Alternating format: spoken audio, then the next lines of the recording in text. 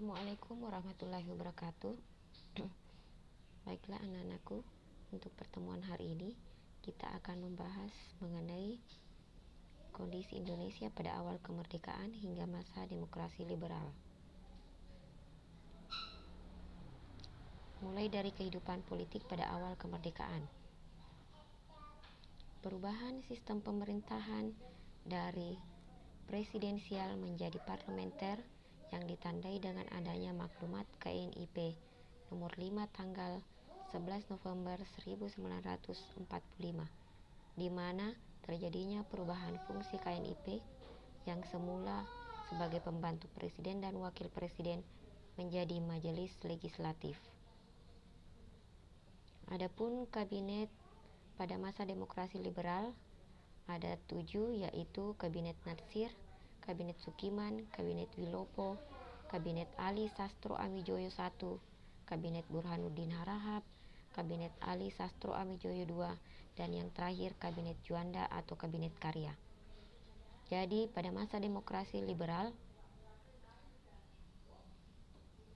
berlaku sistem multipartai yang didasari oleh adanya maklumat wakil presiden tanggal 3 November tahun 1945, di mana dalam maklumat tersebut Muhammad Hatta memberikan kebebasan dalam pembentukan partai politik, karena menurut Muhammad Hatta sistem multipartai bertujuan untuk memudahkan kekuatan perjuangan dan memudahkan dalam meminta pertanggungjawaban kepada barisan perjuangan. Namun dalam perkembangannya, partai politik pada masa demokrasi liberal saling bersaing, mencari kesalahan dan saling menjatuhkan. Pemilu pertama tahun 1955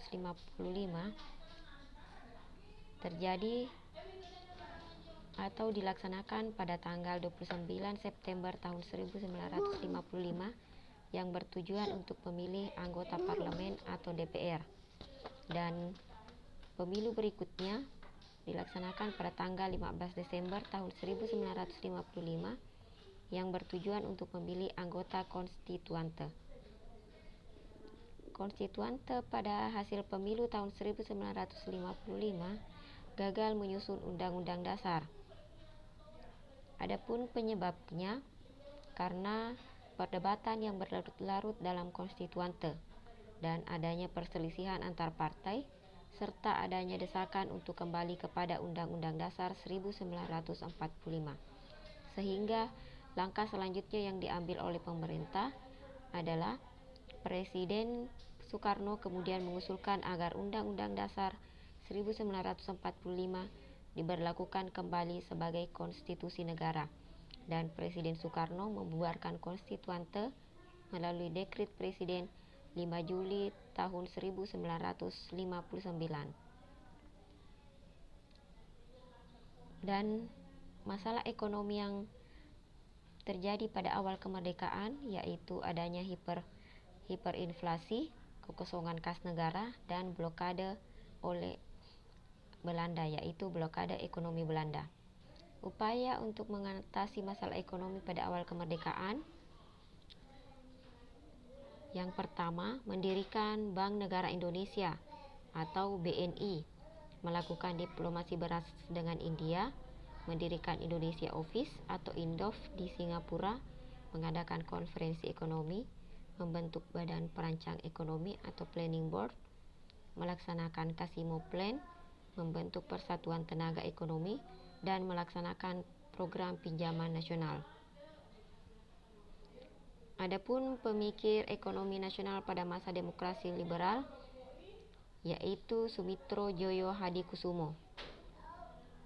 Jadi dalam menghadapi kondisi ekonomi tersebut, Sumitro Joyo Hadikusumo menitik beratkan ekonomi nasional dengan memperkuat sistem perdagangan.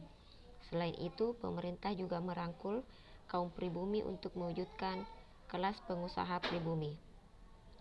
Dan langkah untuk mengatasi masalah ekonomi pada masa demokrasi liberal yaitu pemerintah melakukan yang namanya gerakan Benteng, Gunting Safruddin, nasionalisasi perusahaan asing, sistem ekonomi Alibaba, dan membentuk Biro Perancang Nasional.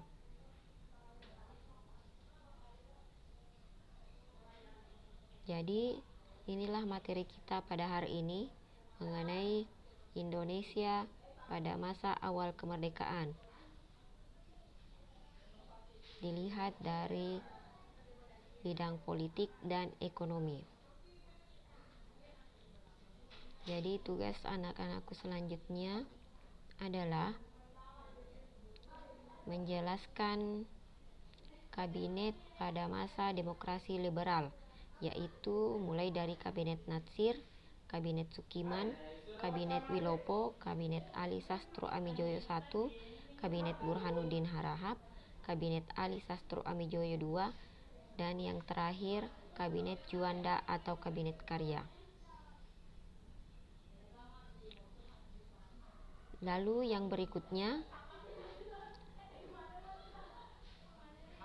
silakan anak-anakku jelaskan juga upaya mengatasi masalah ekonomi pada masa demokrasi liberal, yaitu gerakan Benteng, Gunting Safruddin, nasionalisasi perusahaan asing, sistem ekonomi Alibaba, dan Biro Perancang Nasional.